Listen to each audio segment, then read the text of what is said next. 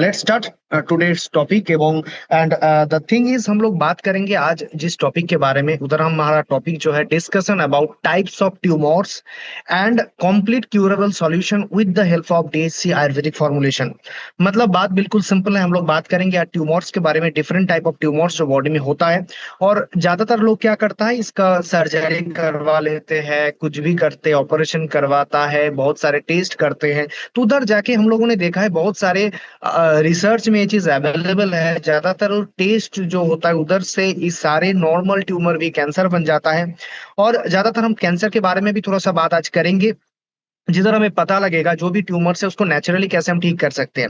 Okay, ये सारे चीज के ऊपर डिस्कशन होगा। पहले हम बात करेंगे जो चीज है उधर, ट्यूमर। ट्यूमर क्या है?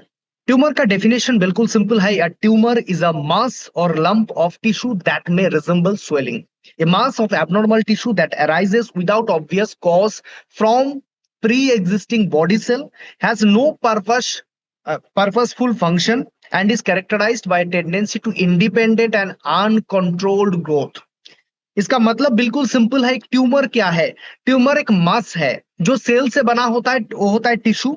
और टिश्यू, ज्यादातर टिश्यू एक साथ मिलके एक मस बना लेता है। उस मस को हम कहते हैं ट्यूमर्स, और वो आगे जाके उसमें सोइलिंग होने लगता है। इस चीज को, ये जो मस है ये एबनॉर्मल टिश्यूज है। जैसे हम कुछ तरह के लोग, उनका मेंटल डिसबैलेंस हो जाता है तो वो एबनॉर्मल बिहेव करता है। ऐसा ही एक मस बन जाता है बॉडी में कुछ पार्ट्स में, जहां वो एबनॉर्मल टिश्यू, वो प्री एग्जिस्टिंग जो बॉडी सेल था उधर से ही बना है, लेकिन उसका जो ग्रोथ हो रहा है वो कुछ पर्पस के लिए नहीं हो रहा है, वो एबनॉर्मल है। और यही जाके वो इंडिपेंडेंट हो जाता है, उसका ऊपर बॉडी का कोई कंट्रोल नहीं रहता और एक ग्रोथ बन जाता है। उसको हम कहते हैं ट्यूमर्स। ओके, और साइंटिफिक टर्म में इसको बताया जाता है न्यूप्लाज्म। मतलब ये ट्यूमर क्या है? एक मास है जो एबनॉर्मल है, वो नॉर्मल बिल्कुल नहीं है। कुछ टिश्यूज मिलकर एक मास बनाया है जिसका कोई पर्पस नहीं है ग्रोथ होने का, लेकिन वो हो रहा है। इसी को कहते हैं हम लोग ट्यूमर्स। और जो मास बनता है हर एक बॉडी पार्ट्स में बन सकता है, किधर भी हो सकता है, लेकिन उसका जो नाम है उसका न्यूप्लाज्म कहते हैं, उसको हम ट्यूमर कहते हैं। इस जो ट्यूमर होता है ना, इसका अ, दो टाइप का जनरली इसको बताया जाता है। एक होता है बिनाइन ट्यूमर, एक होता है मैलिग्नेंट ट्यूमर। इन दोनों चीज में डिफरेंट कौन सा है, डिफरेंस क्या है, इसको हम देखेंगे। तो बिनाइन जो ट्यूमर है वो नॉन कैंसरस ट्यूमर है, मतलब ये लोकलाइज्ड है। नॉन कैंसर मतलब क्या है? जहां बना है उधर ही ग्रोथ हो रहा है, आसपास वो नहीं जा रहा है, उधर ही है, ये लोकलाइज्ड है। इसलिए हम इसको कहते हैं बिनाइन ट्यूमर। इस ट्यूमर में कैंसर नहीं, सेल नहीं है, प्रेजेंट नहीं है, इसको हम कहते हैं नॉन कैंसरस ट्यूमर। आपने देखा होगा बहुत सारे लोगों का हाथ में हो सकता है, लेग्स में हो सकता है, कुछ एरिया में कुछ सोइलिंग बना हुआ है, उसको हम ट्यूमर्स कहते हैं। लेकिन वो कैंसर नहीं है, उसको डरने की बात नहीं है, वो बिनाइन ट्यूमर है, वो लोकलाइज्ड है। और एक ट्यूमर होता है जिसको हम कैंसरस ट्यूमर कहते हैं, वो स्प्रेड हो जाता है नियर बाय टिश्यू में। और ज्यादातर इसमें दिक्कत होता है, इस कैंसर को जब भी हम बात करते हैं इसको मैलिग्नेंट ट्यूमर बताया जाता है। और वो ट्यूमर क्या होता है? जो मूवमेंट करने लगता है, जो स्प्रेड होने लगता है। ओके, लेकिन ये जो बिनाइन ट्यूमर है, जो कैंसरस ट्यूमर है, वो भी बहुत दिक्कत करता है किन लोगों में? अगर वो अंदर हो जाता है, वो बाहर नहीं है, वो अंदर है। जैसे आप मान लीजिए चेस्ट में किसी का ट्यूमर हो गया, अब क्या होगा? वही ट्यूमर अगर कैंसर नहीं है, कैंसर होगा तो बहुत दिक्कत है, वो तो लंग कैंसर हम बताएंगे, कुछ अलग नाम बताएंगे। लेकिन अगर ट्यूमर बना हुआ है किसी का चेस्ट में, तो उसको क्या होगा? वो ट्यूमर तो धीरे धीरे ग्रो करेगा, और ग्रो करने से वो लंग्स को खींचेगा, वो जो विंड पाइप है उसमें दिक्कत डालेगा। अगर लिवर में है तो लिवर को दिक्कत करेगा। ये सारे बिनाइन ट्यूमर ग्रोथ लेगा, जब वो सारे ऑर्गन को धीरे धीरे छोटा करने लगेगा, उसका फंक्शन में डिफेक्ट लाएगा। अगर थायराइड में है तो थायरॉक्सिन ज्यादा प्रोड्यूस करेगा, मतलब उसका थायराइड का पेशेंट बना देगा उसका। ऐसा होता है ट्यूमर। तो बात बिल्कुल सिंपल है, ट्यूमर क्या है? एक मास है जहां जाके कुछ गलत चीज की वजह से, कॉज क्या है, कॉज प्रॉपरली कॉज किसी को पता नहीं है, लेकिन बताया जाता है कि लाइफस्टाइल की वजह से हो रहा है, कुछ रेडिएशन की वजह से हो रहा है, स्मोकिंग की वजह से हो रहा है, अल्कोहलिज्म की वजह से हो रहा है। और आपका जो डेली लाइफस्टाइल है, जहां सेडेंटरी लाइफस्टाइल के ऊपर हम लोग जा रहे हैं, ऐसे दिक्कत बहुत इंक्रीज हो रहा है। जैसे वर्ल्ड हेल्थ ऑर्गेनाइजेशन बताता है कि इतना पेशेंट बन जाएगा इंडिया में अगले 10 साल में, कि आपका वो कहते हैं ना को हम सोच भी नहीं सकते इतना ट्यूमर, इतना कैंसर का पेशेंट बनने वाला है जो नेक्स्ट 10 ईयर्स आएगा। तो हमें इस चीज के बारे में अच्छे से पता होना चाहिए। बहुत सारे पेशेंट आपको मिलेगा, उसको गाइडेंस देना चाहिए, क्योंकि हम जब भी अगर कोई कैंसर है उसका भी ट्रीटमेंट आयुर्वेदिक में बिल्कुल पॉसिबल है, बहुत अच्छे से पॉसिबल है। अगर बिनाइन ट्यूमर है उसको छेड़छाड़ नहीं करना चाहिए, उसको बिल्कुल कुछ नहीं करना चाहिए, उसको दबाना नहीं चाहिए, उसको कुछ टेस्ट नहीं करना है। अगर बिनाइन ट्यूमर है वो अच्छे से उसको ऑपरेशन के बिना ही अच्छे से वो आयुर्वेदिक ट्रीटमेंट में ठीक हो जाता है। लेकिन वो प्रोसेस क्या है उसके ऊपर हम लोग बात करेंगे। ओके। तो कुछ ट्यूमर जो अंदर बनता है उसको हम कहते हैं मेटास्टेटिक सेडेंटरी ट्यूमर। वो जाके अंदर में डिस्टर्ब करता है, वो लंग्स में अगर चेस्ट में बन जाता है तो विंड पाइप में वो जो ऑक्सीजन आने का जो चैनल है उसको बंद कर देगा। उसको अच्छे से वो ब्रीदिंग प्रॉब्लम आएगा। बहुत सारे लोगों का बिनाइन ट्यूमर से भी डेथ हो चुका है, क्योंकि उसको ठीक करना भी बहुत इंपॉर्टेंट है। तो अभी तक हम लोगों ने देखा ट्यूमर्स क्या है, और ट्यूमर्स का दो टाइप्स हमने देखा। एक ट्यूमर में कैंसर है और एक में कैंसर नहीं है। दोनों का ही ट्रीटमेंट आयुर्वेदिक में हमारे जो टीएचसी का जो भी प्रोडक्ट्स है, जो भी सप्लीमेंट्स है, जो भी मेडिसिन है उसमें पॉसिबल है। हम लोग उसके ऊपर बात करेंगे।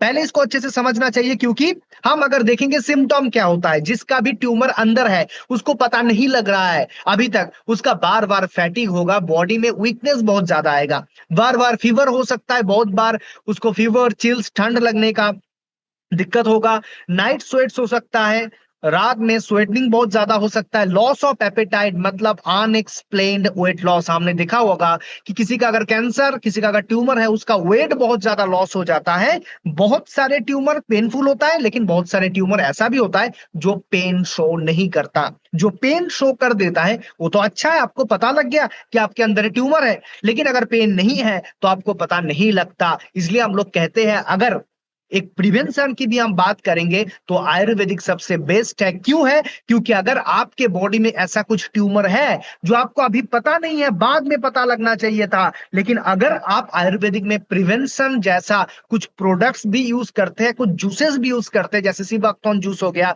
जैसे हमारा नोनी जूस हो गया, जैसे हमारा तुलसी ड्रॉप हो गया, ये सारे चीज कोई अगर डेली यूज करता है तो उसको क्या होगा, ये थोड़ा सा भी प्रॉब्लम आगे जाके बहुत बड़ा प्रॉब्लम नहीं बनेगा, क्योंकि पहले से आप उसका प्रिवेंशन में, आपको नहीं जानने, पता नहीं है अंदर क्या हुआ है, लेकिन आप खुद को सिक्योर बना रहे हैं, एक फेज डाल रहा है जहां से जाके वो सारे चीज ठीक हो सकता है। मैं बात करूंगा सारी चीज के बारे में, रिसर्च के बारे में भी हम लोग बात करेंगे। बहुत सारे लोगों का कंफ्यूजन ये रहता है क्या सिस्ट भी ट्यूमर है, क्या ट्यूमर भी सिस्ट है? दोनों अलग चीज है। It is easy to confuse tumour and cyst. Tumour का मतलब क्या है? अनएक्सपेक्टेड ग्रोथ, मतलब वो ग्रोथ अनएक्सपेक्टेड हो गया है। जैसे अगर मैं आपको कहता हूं कि अगर मेरे इधर किसी ने, ऐसा हो गया ना, डॉग्स ने बाइट कर लिया, वो थोड़ा सा मांस इधर से वो ले लिया, और उसको जब रिपीटेडली बॉडी उसको करेगा ना, तो स्किन का जो लेयर है वो तो ज्यादा तो नहीं हो जाएगा, इतना जाके स्टॉप हो जाएगा, मतलब वो कंट्रोल्ड है। और ट्यूमर क्या होता है, इसके ऊपर भी आ जाता है, मतलब वो अनकंट्रोल्ड है, वो अनएक्सपेक्टेड है, उसके ऊपर बॉडी का कंट्रोल बिल्कुल नहीं है। लेकिन सिस्ट क्या होता है? सिस्ट और ट्यूमर बिल्कुल सेम नहीं है। सिस्ट होता है, जो ट्यूमर होता है सॉलिड मास होता है, और ज्यादातर ट्यूमर, ट्यूमर कैंसर भी हो सकता है, ट्यूमर बिनाइन भी हो सकता है, लेकिन सिस्ट जो होता है स्मॉल सैक होता है, वो फ्लूइड से भरा हुआ एक सैक है, वो ट्यूमर बिल्कुल नहीं है। उसका ज्यादातर सिस्ट कभी भी कैंसर नहीं बनता है। ओके, इसको अच्छे से याद रखना है। बाद में हम चलेंगे क्या क्या कॉम्प्लिकेशन डाल सकता है एक ट्यूमर आपके बॉडी में। एक जनरलाइज ट्यूमर, आप एक ट्यूमर को देख रहे हैं बाहर से, अंदर से आपको पता लग गया क्या क्या डिफिकल्टी, मेनली क्या क्या डिफिकल्टी एक बॉडी में एक ट्यूमर डालता है। पहला होता है प्लेसिंग प्रेशर ऑन ऑर्गन्स। मैंने इसके बारे में बात किया, जिसका नाम है मेडिस्टिनल ट्यूमर। मतलब क्या है? मतलब बिल्कुल सिंपल है, ट्यूमर ग्रो करेगा, ट्यूमर तो ग्रो करेगा, उसका अनएक्सपेक्टेड ग्रोथ हो सकता है। मतलब वो ऐसा भी हो सकता है बहुत ज्यादा ग्रोथ कर जाता है, ऐसा भी हो सकता है एक स्टेज में जाके वो खुद ही स्टॉप कर लेता है खुद का ग्रोथ। लेकिन अगर वो ग्रोथ करता है और वो अंदर होता है, तो आपके अगर चेस्ट एरिया में वो है तो इंपैक्ट डालेगा आपका विंड पाइप में, जहां से विंड मतलब वो ब्रीदिंग ऑक्सीजन अंदर जा रहा है उधर को खींचेगा, मतलब वो तो साइड में इंक्रीज हो रहा है ना। हार्ट और लंग्स के अंदर अगर हो जाता है तो बहुत बड़ी दिक्कत है, वो सारे मसल को डैमेज कर सकता है, सारे मसल का काम नहीं करने देगा। कैंसर भी बन सकता है ट्यूमर ऑर्गन के अंदर, अगर वो प्रेशर फील करता है वो organ. Okay, excess hormone production मैंने आपके साथ शेयर किया। अगर कोई भी एंडोक्राइन ट्यूमर है, मतलब अगर मान लीजिए कि पैनक्रियास में ट्यूमर है, तो पैनक्रियास का दो काम है, एक डाइजेस्टिव जूस फॉर्मेशन करता है, दूसरा क्या करता है, इंसुलिन बनाता है। तो इंसुलिन जो बनना स्टार्ट होगा ना, उसमें दिक्कत आएगा, कभी कम बनेगा कभी ज्यादा बनेगा। अगर वो थायराइड ग्लैंड में हो जाता है, वो भी हार्मोन बनाने वाला ग्लैंड है, तो उधर जाके क्या होगा, उधर में हार्मोन ज्यादा प्रोड्यूस होगा, थायरोक्सिन ज्यादा बनेगा, तो हाइपर थायराइडिज्म होगा। तो ये भी दिक्कत है। और अगर वो यूट्रस में बन जाता है, ओवरी में बन जाता है, उधर से भी हार्मोन प्रोड्यूस होता है, तो उधर में भी जाके हार्मोनल इम्बैलेंस हो जाता है। तो आपने देखा होगा किसी का अगर अंदर में ट्यूमर्स है, तो उसका थायराइड आने का चांस, उसका पीरियड्स में, मतलब वो जो मेंस्ट्रुएशन साइकिल होता है एक फीमेल बॉडी में, उसमें दिक्कत 100% होता है।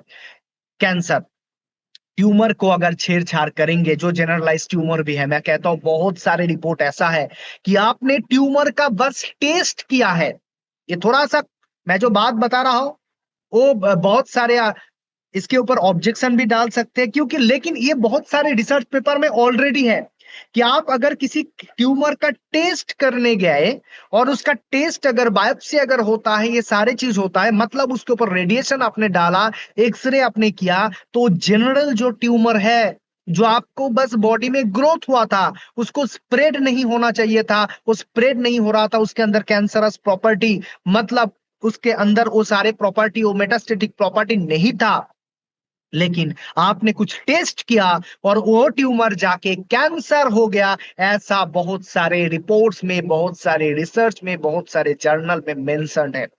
तो आपको याद रखना है, अगर वो एक बार वो ट्यूमर का सेल आपका सर्कुलेटरी सिस्टम, मतलब वो ब्लड वाला जो सिस्टम है, और लिम्फेटिक सिस्टम, वो लिम्फ वाला जो सिस्टम है, एक दोनों में एक के अंदर अगर वो सेल घुस जाता है, तो वो जाके और कोई लोकेशन में जाता है और कोई ऑर्गन ढूंढ लेता है, जहां जाके वो फिर दोबारा खुद को ग्रोथ कर लेता है। इसी को हम कहते हैं कैंसर। तो सिंपल है ना, कैंसर को समझना डिफिकल्टी बिल्कुल नहीं है। बहुत सारे लोग सोचते हैं कैंसर हो गया है, क्या हो गया है, कितना कॉम्प्लिकेटेड डिजीज है। बिल्कुल कॉम्प्लिकेशन नहीं है कैंसर में। कैंसर तो आर्थराइटिस से भी अच्छा समझ सकते हैं आप लोग।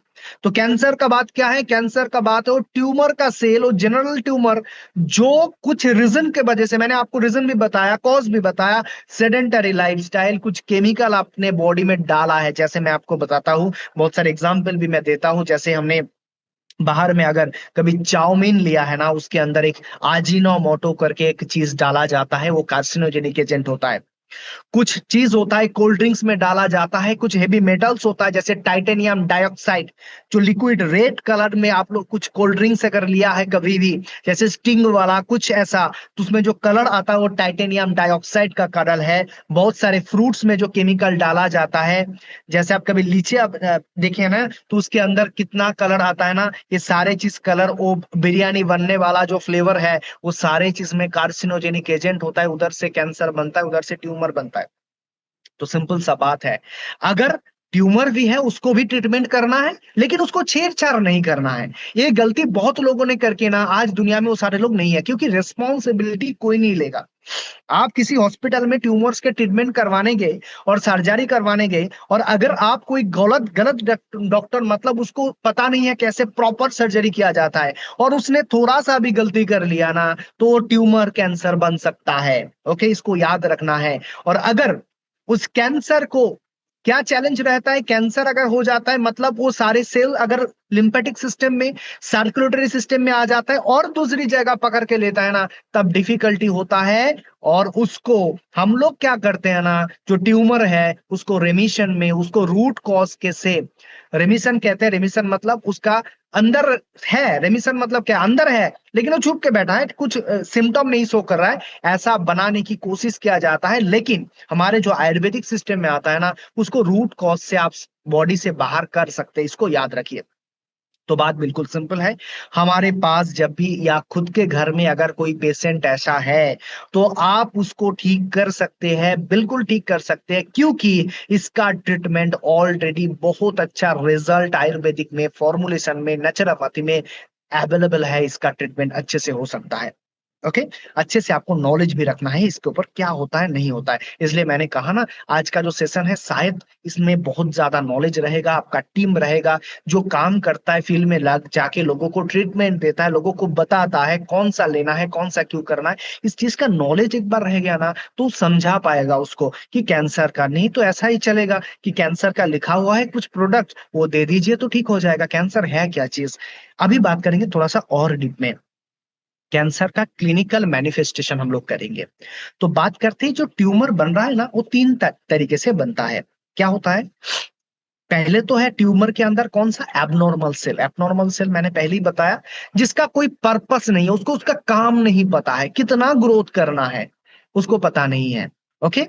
जैसे बहुत सारे लोग होता है ना, हार्मोन के वजह से वो ज्यादा लंबा हो जाता है, बहुत सारे लोग उस ग्रोथ हार्मोन की वजह से, डेफिशिएंसी की वजह से बहुत छोटा हो जाता है, मतलब उसका हाइट बहुत छोटा होता है। तो बात बिल्कुल सिंपल है, ऐसा ही बॉडी में भी है। अगर कोई चीज को पता नहीं है सेल का कि कितना ग्रो करना चाहिए, मुझे कितना काम करना चाहिए, उसी को हम कहते हैं एबनॉर्मल सेल। इस एबनॉर्मल जो सेल होता है, वो जाके जो टिश्यू बनाता है ना, वो तीन प्रोसेस से ट्यूमर बनता है। पहला होता है हाइपरट्रॉफी। हाइपरट्रॉफी का मतलब होता है एक ही सेल और वो साइज में इंक्रीज हो रहा है, मतलब एक सेल जब साइज खुद का इंक्रीज करता है, तब उसको हम कहते हैं हाइपरट्रॉफी। मतलब एक ही सेल से ट्यूमर बना है, वो ज्यादा ग्रोथ हो गया है उसका, उसको पता नहीं है कितना ग्रोथ करना है एक सेल का, उसको हम कहते हैं हाइपरट्रॉफी। इस टाइप से भी ट्यूमर बनता है।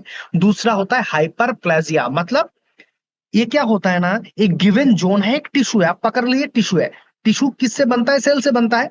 अब इस सेल, एक टिश्यू बनने के लिए मान लीजिए कि आज एक टिश्यू बनना है, एक मेरा लिवर का टिश्यू बनना है, हार्ट का टिश्यू बनना है, तो उसमें 12, मैंने एग्जाम्पल के हिसाब से बता रहा हूं कि 12 सेल्स होना चाहिए।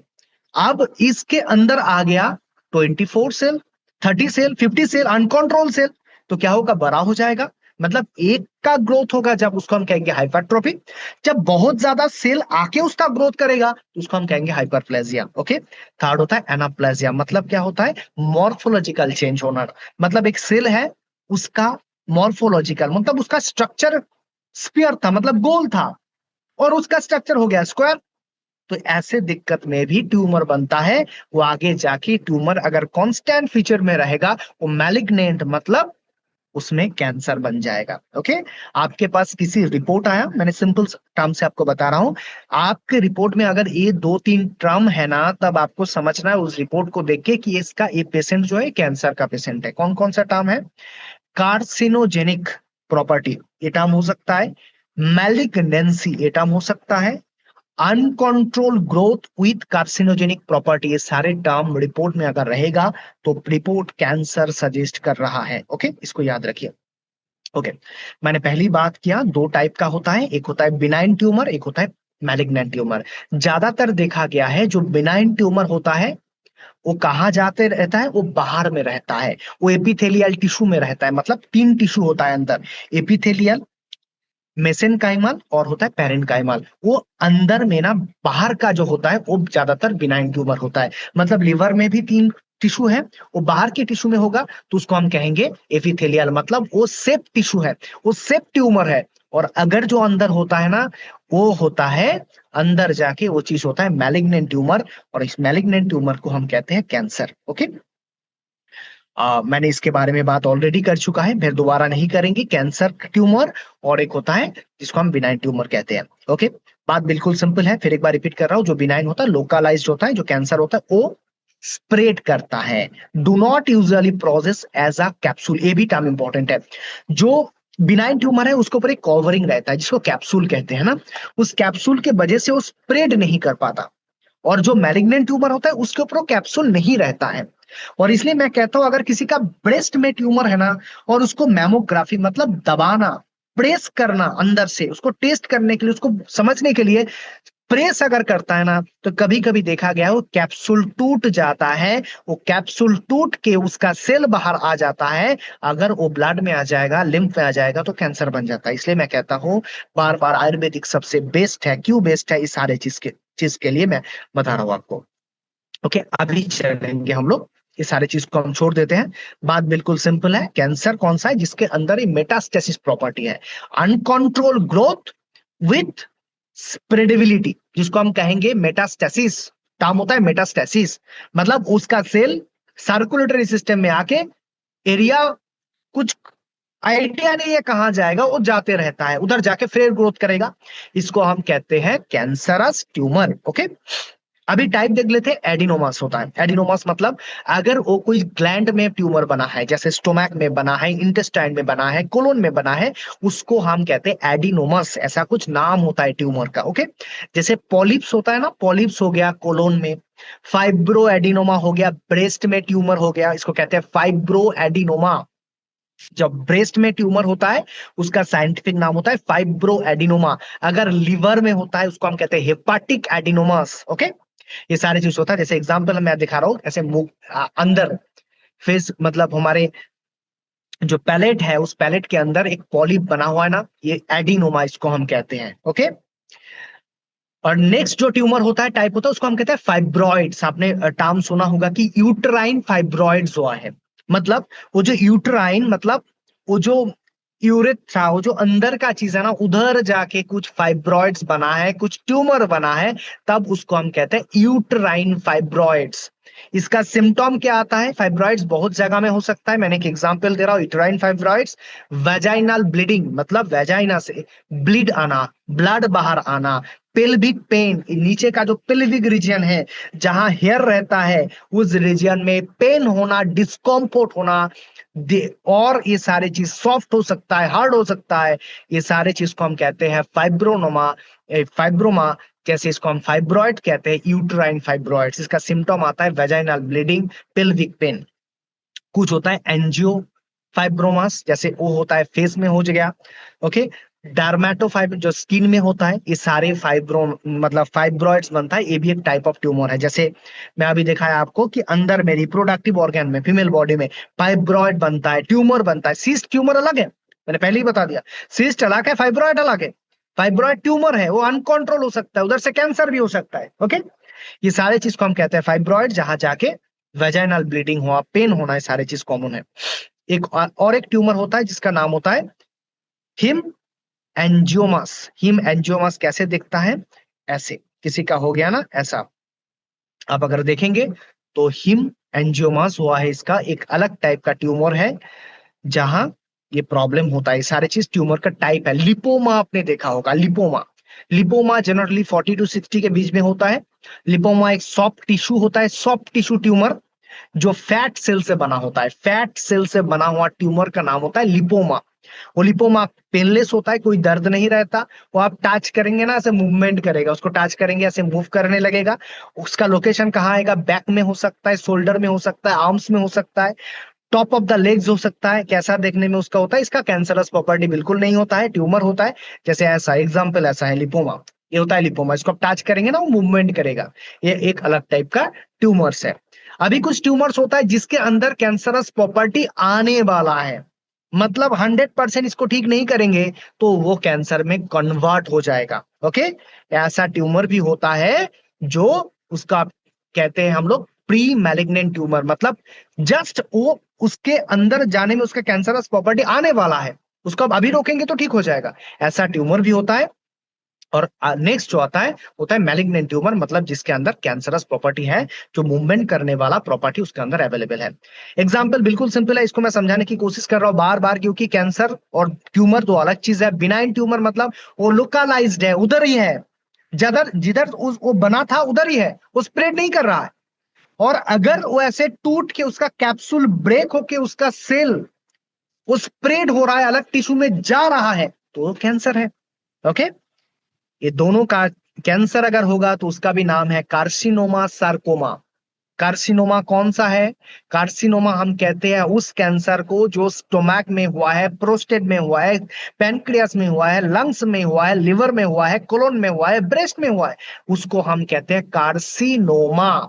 और जो स्किन के ऊपर, मतलब वो कार्टिलेज में हुआ है, बोन्स में हुआ है, फैट में हुआ है, नर्व्स में हुआ है, उसको हम कहते हैं, अगर बोन मैरो में हुआ है उसको हम कहते हैं सार्कोमा। ओके, ये सारे नॉलेज था, मैंने समझाने की कोशिश किया कि कौन सा चीज ट्यूमर है, ये कौन सा है कैंसर। आप देख पा रहे हैं कैंसर जहां मार्क किया हुआ है उधर से स्प्रेड हो रहा है, लिम्फ नोड्स तक जा रहा है, कनेक्टिव टिश्यू में जा रहा है। ओके, ये सारी चीज क्लियर हो गया सबका कि ट्यूमर क्या है, कैंसर क्या है। ओके, कौन सा चीज से हो सकता है ट्यूमर और कैंसर? इसको हम जेनेटिक म्यूटेशन से भी हो सकता है। जैसे आपके घर में किसी का कैंसर था, ये बहुत इंपॉर्टेंट है, आप सुन के रखिए कि अगर आपका फैमिली में किसी का कैंसर था, किसी का ट्यूमर था, तो आपका होने का चांस बहुत ज्यादा है।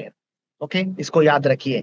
आपके घर में अगर किसी का कैंसर हुआ था, आपका जो फैमिली ट्री है उसमें कैंसर ट्यूमर का चांस है, तो मैक्सिमम चांस होता है, क्योंकि ये जीन का पार्ट होता है, उस जीन में वो इंफॉर्मेशन रहता है, वो आगे जाके आपके बॉडी में भी आता है। ओके, इसको याद रखिए। इसको ठीक करना, अंदर से ठीक करना, जीन से ठीक करने के लिए आपको बहुत अच्छा से आयुर्वेदिक फॉर्मुलेशन के बारे में पता होना चाहिए, लाइफस्टाइल के बारे में पता होना चाहिए।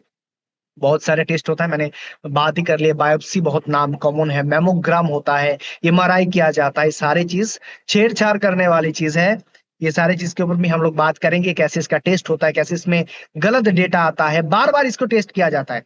किसी पेशेंट को कंफर्म करना है ना, आप किसी हॉस्पिटल में ट्रीटमेंट देखेंगे ना, उसको बार बार टेस्ट किया जा रहा है, रिपोर्ट में नहीं आ रहा है प्रॉपर, नहीं, उसको पता नहीं है, जब पता चला तब कैंसर सेकेंड स्टेज में चला गया।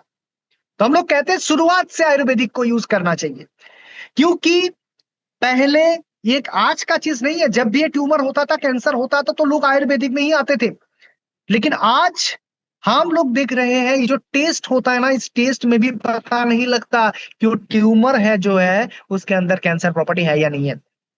और गलत दिशा में ये भी होता है, कभी कभी ये देखा गया है कि कैंसर नहीं था, ट्यूमर ही था, लेकिन आइडिया करके उसको कैंसर बताया गया, उसका रेडिएशन चला और जाके उसके बॉडी में वो सारे ट्यूमर कैंसर बन गया, और कैंसर होते उसका ट्रीटमेंट होते होते उसका डेथ हो गया। मतलब उसका कैंसर से डेथ नहीं हुआ, ट्यूमर से डेथ नहीं हुआ, उसका डेथ हो गया ट्रीटमेंट से। ओके, इसको याद रखिए। अभी बात करेंगे, अभी चलेंगे और एक थोड़ा सा स्टेट मैं बात कर लेता हूं, उसके बाद मैं सोल्यूशन में जाऊंगा। कुछ स्टेज होता है कैंसर का ना, हमने सुना है ना, stage 0, stage 1, stage 2, stage 3, stage 4। इसका मतलब क्या है, इस स्टेज का मतलब क्या होता है, ये भी आपको पता होना चाहिए। जैसे मैं एक एग्जांपल लेता हूं, इसोफेजियल कैंसर, मतलब ये जो इसोफेगस है, इधर हुआ है कैंसर। अभी इस कैंसर का स्टेज आपको पता लगना चाहिए। स्टेज 0 मतलब क्या है?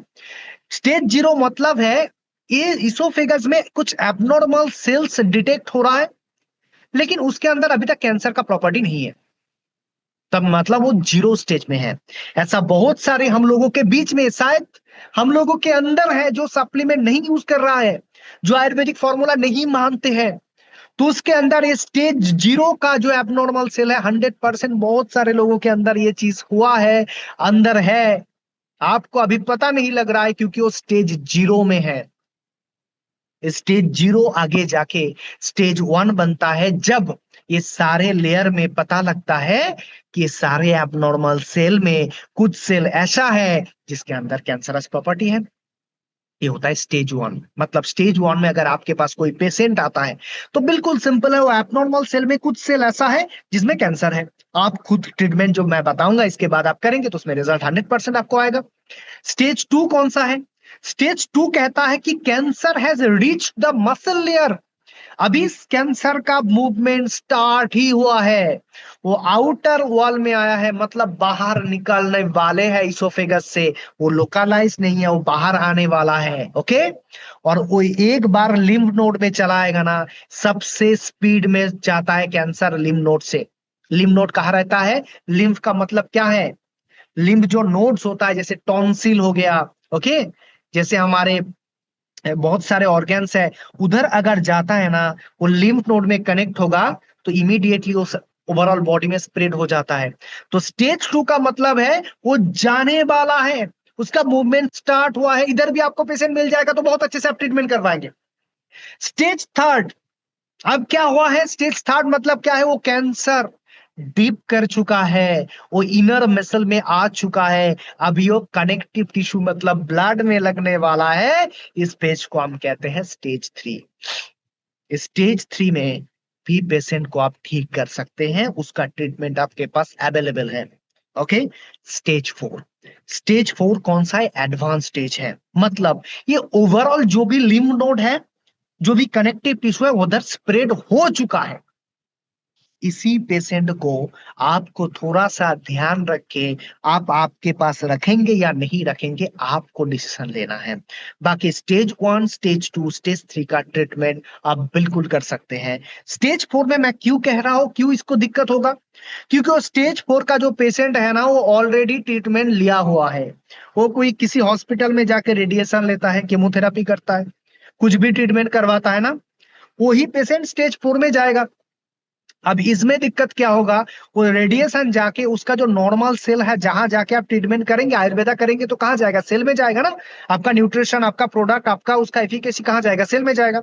अब रेडिएशन चलता है तो क्या चलता है? मान लेते हैं कि इसमें हुआ है, इसमें हुआ है कैंसर, तो इस कैंसर में इधर हुआ है, लेकिन जो रेडिएशन चलता है उसको पता नहीं है कहाँ कैंसर है, डिटेक्ट नहीं कर सकते। ओवरऑल चीज को इसको रेडिएशन दिया जाता है, मतलब ओवरऑल डैमेज हो जाता है। मतलब नॉर्मल सेल वो पेशेंट देखेंगे ना, वो खाते ही नहीं है, वो उसका पानी पीने का इच्छा नहीं है, उसको अगर नींद नहीं आता, पानी नहीं पीता, वो खाना नहीं खाता, उसको आप कैसे ट्रीट कर पाएंगे? इसलिए मैं कहता हूं, अगर कोई स्टेज 4 का पेशेंट आता है, वो ट्रीटमेंट करवा के आपके पास आता है और कहते हैं कि उधर से आपको बता दिया गया है कि आप कुछ दिन का ही पेशेंट है, कुछ दिन का ही आप मेहमान है, तो वो फिर आपके पास आता है, कहता है कि मैं ट्रीटमेंट करवा, उसको आपको नहीं लेना चाहिए। क्योंकि उसका पेशेंट का जो सेल है ना, उसको खत्म किया गया है रेडिएशन देके, कीमोथेरापी देके, वो सारे टॉक्सिन अंदर है, उसको क्लियर करके आप काम नहीं कर पाएंगे। तो मैं कहता हूं कि स्टेज 1 हो गया, स्टेज 2 हो गया, स्टेज 3 हो गया, जब तक वो लिम्फ नोड, वो सारे ब्लड सेल के अंदर वो चीज नहीं पहुंचा है, तब तक आप ट्रीटमेंट करवा दीजिए, 100% रिजल्ट आपको मिलेगा। मैं समझा पाया चीज को? क्लियर कर पाया अभी तक? सारी चीज क्लियर हुआ सबके पास? अभी यस जो सर, 69 यस। से 70 यस सर, सबको यस। क्लियर हो रहा है ना? किसी को कोई दिक्कत नहीं है इधर?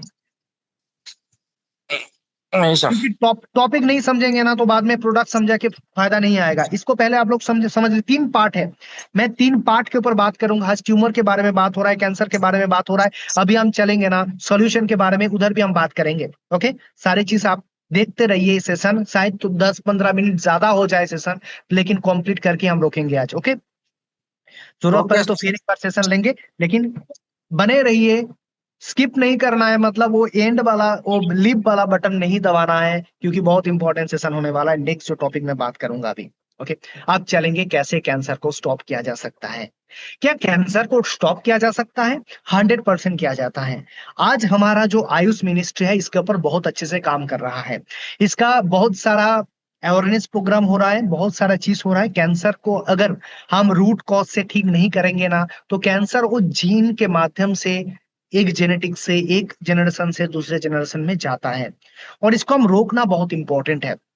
और इसको कैसे हम ठीक कर सकते हैं, कैसा ट्रीटमेंट करवा सकते हैं, सारे चीज जैसा मॉडर्न जो भी ट्रीटमेंट है ना, उसका भी हम लोग चर्चा कर लेते हैं एक बार। मॉडर्न में क्या होता है, कोई भी ट्यूमर हुआ है, आप किसी भी डॉक्टर के पास जाएंगे तो वो बताएगा कि सर आप सर्जरी करवा लीजिए। नेक्स्ट, अगर कैंसर हो गया तो radiation therapy, chemotherapy, immunotherapy, hormone therapy, targeted therapy, stem cell therapy. मैं लास्ट वाला जो थेरापी है ना, स्टेम सेल थेरापी, उसको छोड़ के बाकी जो ट्रीटमेंट है ना, इसके बिल्कुल अगेंस्ट में हूँ। उससे अच्छा तो आयुर्वेदिक करवा लीजिए। क्योंकि पेशेंट ऐसा भी है जिसके बॉडी में कैंसर है, वो ज्यादा दिन जीता है, जिसका कैंसर का ट्रीटमेंट चलता है, ये केमोथेरापी, रेडिएशन थेरापी चलता है, टारगेटेड थेरापी चलता है, उधर जाके पेशेंट कमजोर हो जाता है, उसका डेथ हो जाता है। मतलब उसका डेथ कैंसर से नहीं होता है, उसका डेथ हार्ट अटैक में हो गया, ब्रेन स्ट्रोक कर गया। ये सारे रिपोर्ट्स आपके पास, आपके सोसाइटी में ही अवेलेबल होगा। लेकिन आपने देखा होगा जिसने ट्रीटमेंट नहीं करवाया वो ज्यादा दिन जिए, क्योंकि वो स्प्रेड होने में टाइम लगता है, वो ज्यादा दिन जिएगा। लेकिन वो ट्रीटमेंट, जो सारी चीजें ना, बहुत डेंजरस ट्रीटमेंट होता है। लेकिन स्टेम सेल थेरापी को मैं थोड़ा सा साइड में रखता हूँ, क्योंकि वो अच्छा वाला ट्रीटमेंट है और बहुत अच्छा कॉस्टिंग भी आता है। जो सारे सेलिब्रिटीज होता है जिसका कैंसर हो, तो यही करता है, बाहर जाके इधर जाके अच्छे से ट्रीटमेंट। स्टेम सेल थेरापी नहीं होता है, स्टेम सेल का कॉन्सेप्ट कुछ अलग है। ओके, बाकी सारे जो ट्रीटमेंट है उससे अच्छा जो मैं बताऊंगा अभी, ये सारे नेचर का चीज है ना, दुनिया ने बनाया हुआ है। मतलब कभी भी किसी के बॉडी में कैंसर आ जाता है, ट्यूमर आ जाता है, दुनिया ने उसके लिए क्या कहते हैं ना, उसका फॉर्मुलेशन बना हुआ है।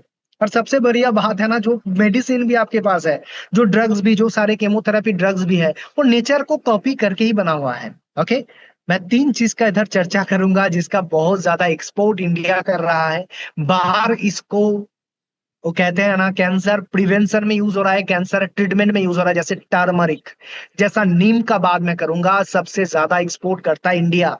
और एक ब्यूटीफुल फ्लावर जिसका नाम होता है, जिसके अंदर रहता है दो इंपॉर्टेंट अल्कालॉइड्स, अच्छा इसका नाम क्या है हिंदी में, क्या कहते हैं इसको, इस प्लांट को हिंदी में क्या कहते हैं सर? एनीवन, किसी को पता है ये चीज? इस प्लांट आपने देखा है, ये जो फ्लावर बना हुआ है, क्या नाम है इसका? एनीवन? देखा है लेकिन किसी को नाम पता पता नहीं नहीं है? है। नाम पता नहीं है? ये एक फ्लावर होता है ना तो ऐसा। सर देखा है किंतु इसका बांग्ला नाम बोलते हैं सर संध्या फूल। Okay okay okay. तो इसके अंदर ना दो चीज मिला है बहुत दिन पहले, जिससे दो इंपॉर्टेंट ड्रग्स बना है। ओके, बिल्कुल बिल्कुल सही बात। तो इसके अंदर दो चीज मिला है, दो एल्कलॉइड मिलता है, जिसका नाम है विनक्रिस्टिन, विनप्लास्टिन। ये ड्रग्स में इसको कॉपी करके लेबोरेटरीज में बनाया जाता है ड्रग्स, जो कैंसर के ट्रीटमेंट के लिए यूज होता है, मेनली यूज होता है। तो मिला है इधर से ही। इसके अंदर दो अल्कलॉइड रहता है, नाम मैंने बता दिया, विनक्रिस्टिन, विनब्लास्टिन। वो कैंसर का ट्रीटमेंट में यूज होता है, मतलब नेचर में ही सारी चीज अवेलेबल था, उसको लैब में बनाया गया है, छेड़छाड़ किया गया है। और अभी बात करेंगे हम आयुर्वेदिक के बारे में, बिल्कुल एलोपैथी के बारे में बात नहीं करेंगे, कीमोथेरेपी ड्रग्स के बारे में बात नहीं करेंगे। हम बात करेंगे कैसे इसको आयुर्वेदिक फॉर्मुलेशन से ठीक किया जा सकता है, 100% ठीक किया जा सकता है। ओके, क्या रिपोर्ट बताया गया? जर्नल्स में बताया गया more than 25% of drugs use during last 20 years directly derive from plants. जो 20% 5% ड्रग्स अवेलेबल है कैंसर के ट्रीटमेंट में यूज होता है, जो एलोपैथी यूज करता है, वो सारे 20 सालों से वो प्लांट से ही डिराइव करते हैं। पहला बात यह है। while the other 25% are chemically altered natural product, और बाकी जो 25% है, मतलब 50% वो नेचर से ही लेता है, लैब में उसको बनाया जाता है केमिकल से, जिसका बहुत ज्यादा साइड इफेक्ट भी होता है। तो बात बिल्कुल सिंपल है, 50% नेचर में ही अवेलेबल है वो सारे चीज, वो सारे मेडिसिन जो कैंसर को ठीक कर सकता है। ओके, 9 प्लांट डिराइव कंपाउंड्स, जैसे मैंने नाम किया ना अभी, विनब्लास्टिन, विनक्लिस्टिन, एटोपोसाइट, टेनिपोसाइड, ये सारे केमिकल्स का नाम है, ये बायोकेमिकल्स है जो प्लांट में मिलता है। इसी को कॉपी करके लैब में बनाया जाता है और बिजनेस बनाया जाता है, कैंसर के ऊपर ट्रीटमेंट हो रहा है। लेकिन ये 50% कहां से आया? नेचुरल प्रोडक्ट से आया, नेचुरल फॉर्मुलेशन से आया, कोई प्लांट से कॉपी किया गया, कोई प्लांट से मिला। इसलिए मैं कहता हूं नेचर ने सारी चीज दिया हुआ है, इसलिए हम आयुर्वेदिक की बात करते हैं। और ये सारे जो केमिकल्स आप देख रहे हैं ना, इससे ही मेडिसिन बनता है, इससे ड्रग्स बनता है, एलोपैथी में इसको कॉपी किया जाता है बस। तो बात बिल्कुल सिंपल है, नेचर में ही इसका ट्रीटमेंट अवेलेबल है, ट्यूमर का ट्रीटमेंट अवेलेबल है, कैंसर का ट्रीटमेंट अवेलेबल है। कहते हैं कि आयुर्वेदिक कॉन्सेप्ट में चाणक्य संहिता, चाणक्य संहिता में बताया जाता है कि कैंसर क्या है, इसमें क्या बताया गया, आयुर्वेदिक शास्त्र में क्या बताया गया? इसको बताया गया, cancer is described as inflammatory और non inflammatory swelling mentioned either minor neoplasm, major neoplasm. मतलब इसको इन्फ्लामेटरी स्वेलिंग या नॉन इन्फ्लामेटरी स्वेलिंग की तरफ से इसको बताया गया है बहुत सालों से। चाणक्य संहिता में बताया गया है कि कैंसर का ट्रीटमेंट क्या है। कहते हैं द नर्वस सिस्टम, मतलब जो वाता, वेनस सिस्टम मतलब जो पित्ता, जो आर्टेरियल सिस्टम मतलब जो कफा होता है, तीन सिस्टम जो त्रिदशा होता है, इसको ही आप ठीक कर देंगे ना, तो ये सारे चीज बिल्कुल ठीक हो जाएगा। ये कैंसर बिल्कुल प्रोलिफरेशन फेज में नहीं जाएगा, उसका स्प्रेड बिल्कुल नहीं होगा, अगर इस त्रिदशा को आप ठीक कर देंगे। मतलब नर्वस सिस्टम, मतलब पित्ता जो वेनस का सिस्टम है, जो आर्टेरियल सिस्टम है, इस थ्री बेसिक जो त्रिदशा होता है, इसको ठीक करेंगे ना तो बिल्कुल ठीक हो जाएगा। तो ये जो बात बताया जाता है ना, जो ट्रेडिशनल मेडिसिन, हमारे आयुर्वेदिक जो मेडिसिन है, जो बहुत सालों से लोग इसका ट्रीटमेंट कर रहा है, मैं कहता हूं प्रूफ क्या है? लोग कहता है प्रूफ क्या है? अरे प्रूफ इससे क्या हो सकता है? सबसे पुराना जो ट्रेडिशनल सिस्टम है, जो मेडिसिन जहां से आप लोगों ने ये सारे एलोपैथिक ड्रग्स बनाया, वो प्रूफ, उसका प्रूफ मानते हैं आप? 100% प्रूफ है, सारे प्रूफ्स आ रहा है धीरे धीरे कि इसका कैसे उसका रिजल्ट आता है, कैसे इसका काम होता है। थोड़ा सा टाइम लगेगा, लेकिन ये सारे चीज अवेलेबल हो जाएगा, आपको पता लगेगा कि लोग कहता है कि प्रूफ कहाँ है। इतना पेशेंट हम लोगों ने एचडीएससी के माध्यम से सुस्त इसको नेचुरल लाइफ में वापस डाला है, जिसका कैंसर था, जिसका ट्यूमर था, लेकिन सबसे बढ़िया बात है इसका जो ट्रेडिशनल सिस्टम है इसमें हम जाएंगे तो बिल्कुल साइड इफेक्ट नहीं होगा, लॉन्ग टाइम वो पेशेंट जी पाएगा, उसका जो लाइफ का बैलेंस है वो इंक्रीज हो जाएगा, जितना दिन वो जीता था उससे ज्यादा जी पाएगा, जिसका कैंसर है, जिसका ट्यूमर है। इसलिए हम आयुर्वेदिक मेडिसिन को प्रेफर करते हैं। चलते हैं एक ब्यूटीफुल रिसर्च पेपर में है, 10 मिनट्स लगेगा, इसको मैं समझा दूंगा आपको टोटली। इसको कहते हैं वर्क बग इफेक्ट। जिसने पहले इसको आंसर को, जिस साइंटिस्ट ने, देखिए पहली बार जिसको नोबेल प्राइज मिला 1931 में, किस लिए मिला? क्योंकि इसने डिस्कवर, इस साइंटिस्ट ने डिस्कवर किया था, वर्कबर्ग ने डिस्कवर किया था कैंसर का कॉज क्या है। आप सोच के देखिए, नोबेल प्राइज मिला किसको? नाम है वर्कबर्ग, ओटो वर्कबर्ग। 1923 में इसने क्या, किस लिए उसको नोबेल प्राइज मिला था? कैंसर का कॉज क्या है।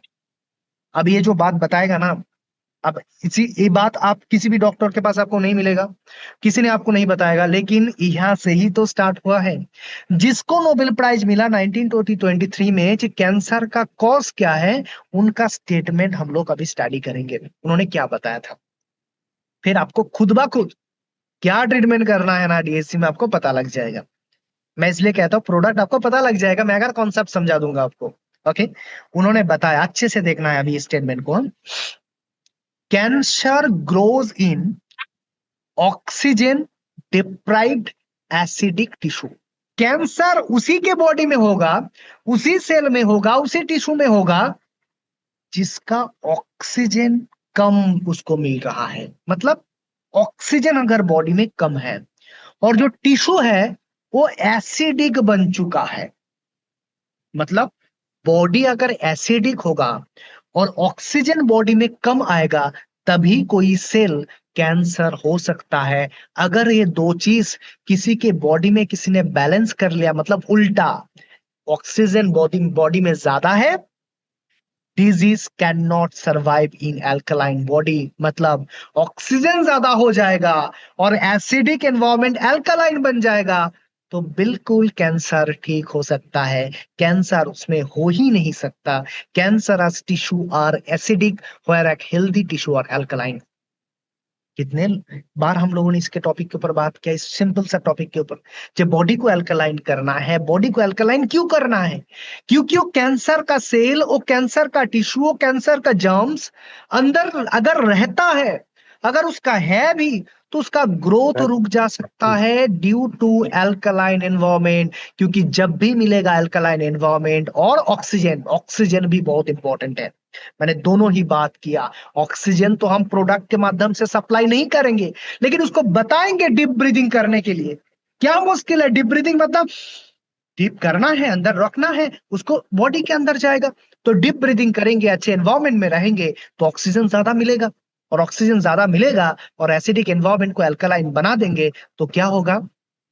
वो सारी चीज ठीक हो सकता है, वो कैंसर का ट्रीटमेंट हो सकता है, वो कैंसर को रोका जा सकता है। किसी के बॉडी में अगर कैंसर है, किसी के फैमिली में कैंसर है, अगर 10 लोगों में एक लोग के में कैंसर होगा, ये स्टेटमेंट वर्ल्ड हेल्थ ऑर्गेनाइजेशन में इंडिया के लिए दिया है, तो हर एक लोगों को ये स्टेटमेंट के पता होना चाहिए कि एक साइंटिस्ट था जिन्होंने पहली बार कैंसर का कॉज क्या है, कारण क्या है, उसको डिस्क्राइब करने के बाद उसको नोबेल प्राइज मिला था। उनका स्टेटमेंट था ऑक्सीजन की कमी, उनका स्टेटमेंट था अल्कलाइन बॉडी नहीं होने की वजह से, मतलब एसिडिक होने की वजह से बॉडी में हो रहा है कैंसर। क्लियर हो गया सबका? सबने समझ पाया स्टेटमेंट को? Yes sir, better better. Okay, अभी Yes, चलेंगे sir, उसका yes, रिसर्च sir. पेपर में और क्या बात उन्होंने बताया। Okay, the root cause of cancer, क्योंकि इसको हम स्टडी करेंगे ना, इंग्लिश में स्टडी करेंगे और बाद में हम लोग धीरे धीरे समझ लेंगे इसको। बायोकेमिस्ट ओटो हर्नबर्ग बताते हैं कि one of the 20th century leading cell biologist उन्होंने था, discovered that the root cause of the cancer is too much acidity in the body, meaning that the pH. Simple सा बात क्या है कि ज्यादा एसिडिटी मतलब पीएच कम होना, पोटेंशियल, पीएच मतलब potential hydrogen in the body is below the normal level, that is 7.365, ये नॉर्मल लेवल है, उसके नीचे अगर पीएच जाता है which constitute an acidic state।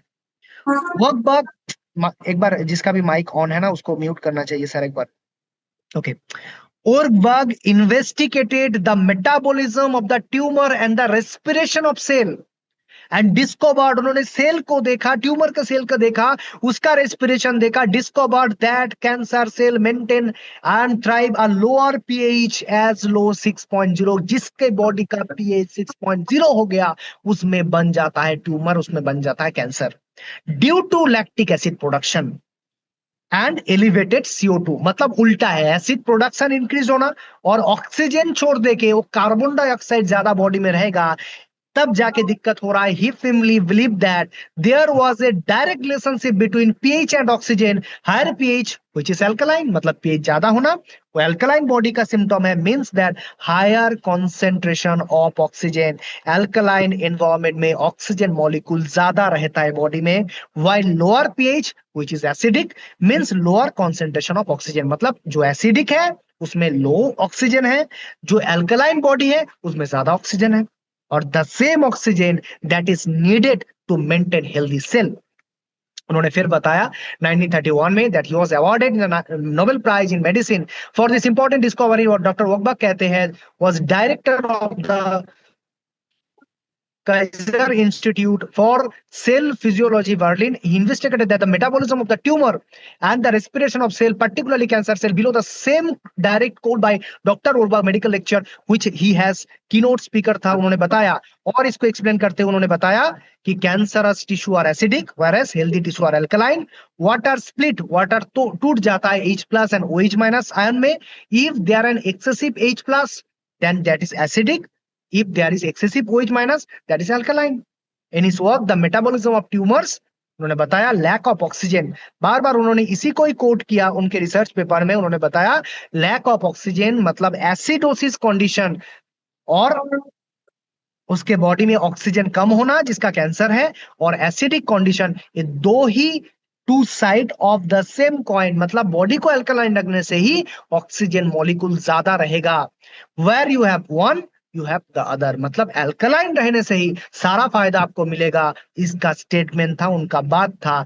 All normal cells have the absolute requirement for oxygen but cancerous cell can live without oxygen, मतलब उन्होंने फिर बताया कि सारे नॉर्मल सेल को जिंदा रहने के लिए ऑक्सीजन की जरूरत है, लेकिन कैंसर जो सेल है वो ऑक्सीजन के बिना ही ग्रो कर जाता है, ऑक्सीजन नहीं रहेगा तब भी ग्रो कर जाएगा कैंसर सेल। इसको कहते हैं एक रिसर्च पेपर जहां से हम लोगों ने ये सारी चीज आज समझ में आ रहा है कि deprive a cell 35% of its oxygen for 48 hours it may cause cancerous, मतलब कोई ऐसा सेल है जिसके अंदर 35% और 35% नीचे ऑक्सीजन है, मतलब बिलो उसके नीचे ऑक्सीजन है, तो जाके वो 48 आवर्स में, मतलब 2 दिन के अंदर वो सेल कैंसर हो सकता है उस सेल में। समझा पाया सारी चीज, मैंने स्टेटमेंट समझा पाया, यही चीज उन्होंने बताया, और इसी स्टेटमेंट को हमें याद रखना है। ये रिसर्च पेपर है, इधर में कोई मोटिवेशन नहीं है, इनको नोबेल प्राइज मिला है, ये कॉज के लिए, इस स्टेटमेंट के लिए ही मिला है, तो इसको हम लोग जस्टिफाइड कर रहे हैं आयुर्वेदिक के माध्यम से। पहला प्रोडक्ट हम बात करेंगे, अभी चलेंगे प्रोडक्ट में। पहला प्रोडक्ट क्या होना चाहिए, एक बार आ गया था स्क्रीन में, पहला प्रोडक्ट क्या होना चाहिए कैंसर के ट्रीटमेंट में, अभी चलेंगे। Turmeric sir. एल्कलाइन क्या सर, क्या सर, कौन सा प्रोडक्ट होना चाहिए पहली? CMD sir, CMD CMD turmeric alkaline jar alkaline multiberry juice. Alkaline jar पहले हमको देखिए, ट्रीटमेंट तो हम लोग करेंगे ही, लेकिन कॉन्सेप्ट जब हम समझ रहे हैं ना, तो पहला product as according to doctor Orberg, Nobel prize winner for, किसके लिए मिला था, कॉज ऑफ कैंसर को ढूंढने के लिए, उनका स्टेटमेंट था एल बॉडी को अल्कलाइन स्टेज देना होगा, अगर किसी का कैंसर है, अगर वो नहीं करना चाहता तो अल्कलाइन करना है। हमारे पास कौन सा प्रोडक्ट है, हमारे पास है, बहुत सारे लोगों ने बताया, माइक ऑन करके बताया, बिल्कुल राइट है वो चीज, उसका नाम है अल्कलाइन जार। समझ में आया, क्लियर हुआ चीज? Yes sir. अल्कलाइन जार क्या करता है, पीएच को अल्कलाइन बनाता है। मैंने क्या बताया, स्टडी में क्या बताया गया, 7.365 के नीचे नहीं जाना चाहिए बॉडी का पीएच। क्यों जाता है लोगों का आज? क्योंकि सारा जो खाना है ना बाहर जो मिलता है, जो कोल्ड ड्रिंक्स वगैरह है, जो फास्ट फूड है, ये सारे एसिडिक फूड है। वो सारे जाके बॉडी में एसिड क्रिएट करता है, एसिडिक कंडीशन बनाता है, उस बॉडी में कैंसर हो सकता है। लेकिन अगर कोई बाई फोर्स अपने बॉडी को अल्कलाइन रखता है तो उसके बॉडी में ट्यूमर या मतलब कैंसर नहीं हो सकता। किसने बताया? मैंने बताया नहीं, आपने बताया नहीं, डॉक्टर ओटबर्ग ने बताया, जिसको नोबेल प्राइज पहली बार नोबेल प्राइज मिला था, पहली बार ढूंढने के लिए मिला था। तो हमें याद रखना है, किसी भी पेशेंट हो, किसी भी आम लोग हो जो हेल्दी रहना चाहता है, तो उसके घर में अल्कलाइन वाटर जाना चाहिए। उसका प्रोडक्ट, जेन्युइन चीज हमारे पास अवेलेबल है, नाम है इसका अल्कलाइन जार। ओके, समझ में है? नेक्स्ट हम बात करेंगे और एक प्रोडक्ट के बारे में। ओके, नेक्स्ट हमने बात कर रहे हैं मोरिंगा के बारे में।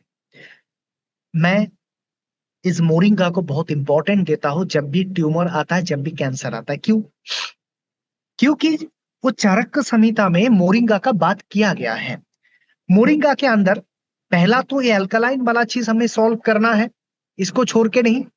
दूसरी बात है, हमें अब वो इन्फ्लामेटरी चीज जिसने बताया था ना, त्रिदशा, उसको ठीक करने के लिए मेडिसिन हमें ढूंढना चाहिए डीएससी में क्या क्या है। पहला है मोरिंगा।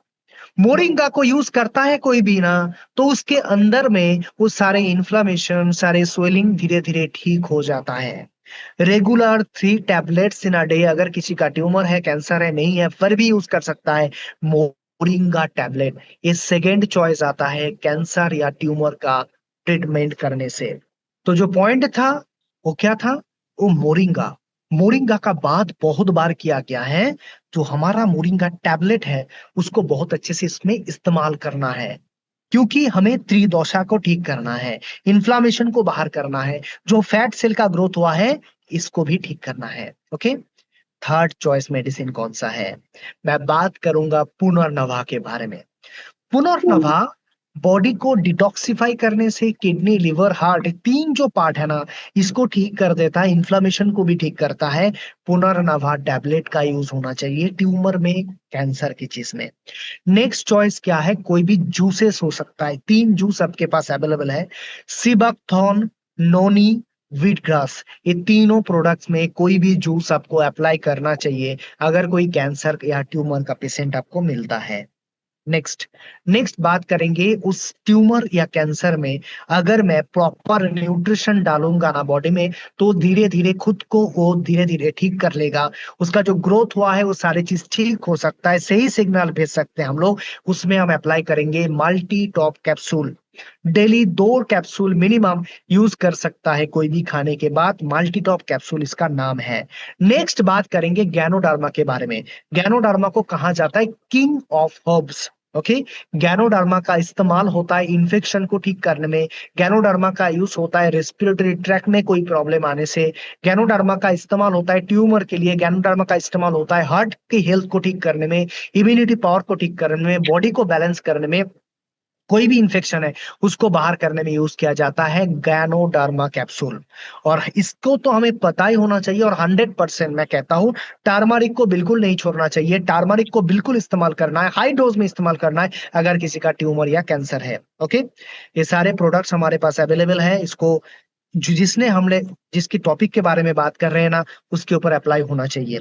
अभी बहुत सारे प्रोडक्ट और भी हैं, जैसे अगर किसी का ट्यूमर है ना, तो उसको डिटॉक्सिफाई करना भी बहुत इंपॉर्टेंट है। और डिटॉक्सिफाई करने के लिए हमारे पास और एक प्रोडक्ट अवेलेबल है जो प्रीमियम क्वालिटी का है। उसका नाम क्या है? Anyone? Detox capsule. Detox support support capsule, उसका भी इस्तेमाल हो सकता है। ओके, ये सारे चीज जो प्रोडक्ट्स है, बहुत सारे प्रोडक्ट्स और भी आप इस्तेमाल कर सकते हैं। जैसे अगर स्पेसिफिक इसी रीजन में ना, तो उसको फंक्शन को ठीक करने उसके अकॉर्डिंग जो प्रोडक्ट है उसको आप दे सकते हैं। लेकिन मैं कहता हूं अल्कलाइन कॉन्सेप्ट को आप पकड़ के रखिए, इन्फ्लामेशन कॉन्सेप्ट को आप पकड़ के रखिए। मतलब और डिटॉक्सिफिकेशन को आप पकड़ के रखिए। इस 3 चीज को आपको छोड़ना नहीं है, इसको 3 को पहले आपको सजेस्ट करना है। जैसे टर्मरिक को कभी मत छोड़िए, इसके साथ आप नीम टैबलेट यूज कर सकते हैं, टर्मरिक को कभी नहीं छोड़ना चाहिए। दूसरा जो पार्ट है, अल्कलाइन करने वाला जो प्रोडक्ट है जैसे अल्कलाइन जार, इसको आपको प्रोवाइड करवाना है। सेकंड थर्ड जो पार्ट है कौन सा है, डिटॉक्स करने वाला कोई भी प्रोडक्ट, जूसेस जो होता है उसको आप अप्लाई करेंगे तो फिर डिटॉक्स करने की जरूरत नहीं रहता, क्योंकि वो भी कर देता है। जैसे नोनी जूस बहुत अच्छा डिटॉक्स करता है, तो आप डिटॉक्स सपोर्ट या कोई भी जूस आप अप्लाई कर सकते हैं। और अगर इन्फेक्शन को आप ठीक करना चाहते हैं तो मैं कहता हूं मोरिंगा, गैनोडर्मा इसमें बहुत अच्छा रिजल्ट आपको देता है। लेकिन फिर भी अगर कोई पार्ट में स्पेसिफिक है, जैसा फैट का अगर स्टोर हो गया है ना, ब्रेस्ट में ट्यूमर है, तो फैट को बीटा ऑक्सीडेशन करने के लिए फैट बर्नर टैबलेट, लिपेक्सिल कैप्सूल आप इस्तेमाल कर सकते हैं। तो बात बिल्कुल सिंपल है, मैंने सारा कॉन्सेप्ट, सारे प्रोडक्ट के बारे में, क्यों ये प्रोडक्ट इंपॉर्टेंट है, क्यों इसको देने से आपको बहुत अच्छा रिजल्ट मिलेगा, सारी चीज हम लोग इस सेशन में बात कर रहे हैं।